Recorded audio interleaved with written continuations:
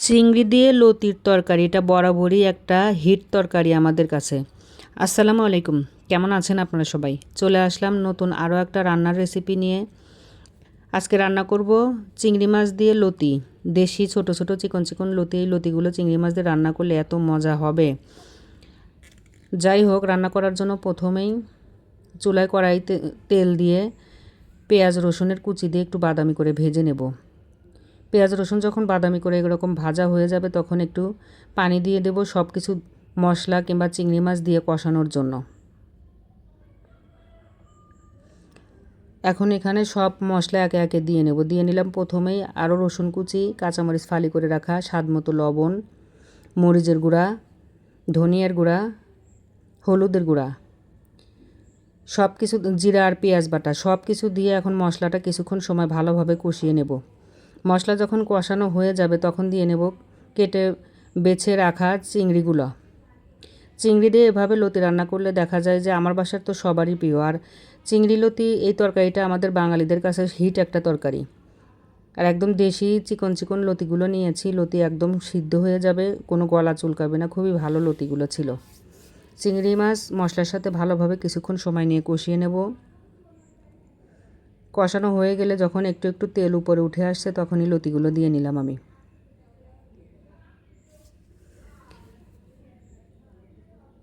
এই লতি একদমই গলা চুলকায় না, মানে বোঝাই যায় না এটা কচুর তরকারি খাচ্ছি, এত ভালো এই লতিগুলো ছিল। লতিটা এখন অনেকটা সময় নিয়ে মশলার সাথে কষিয়ে নিতে হবে ঢেকে দিয়ে। লতিটা যত বেশিক্ষণ কষানো যাবে এই তরকারিটা ততই বেশি মজা লাগবে। আমি লতি চিংড়ি যখনই রান্না করি আমার বাচ্চারা লতি চিংড়ি এতটাই পছন্দ করে এবং বলে আমার হাতের লতি চিংড়ি রান্না নাকি ওদের কাছে অনেক বেশি পছন্দ।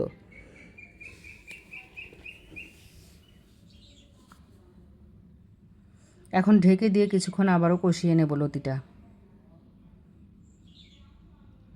অনেকটা সময় নিয়ে লতিটা কষালে তরকারিটা মানে রান্নার কাজ অর্ধেক এখানেই হয়ে যাবে, লতি প্রায়ই সেদ্ধ হয়ে যাবে।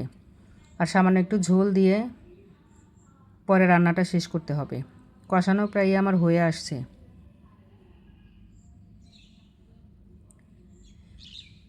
এই তরকারিটাই এমন, যত বেশিক্ষণ কষানো যাবে তত বেশি মজা লাগবে।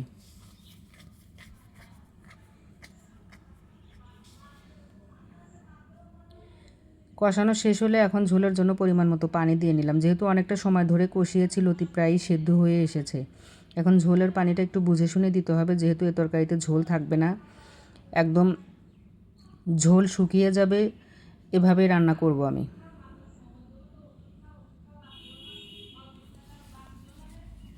এখন আবারও ঢেকে দিয়ে কিছুক্ষণ রান্না করলেই মজাদার লতির তরকারি খাওয়ার জন্য রেডি হয়ে যাবে। গরম ভাতের সাথে এটা হচ্ছে বেস্ট একটা তরকারি। আল্লাহ হাফেজ।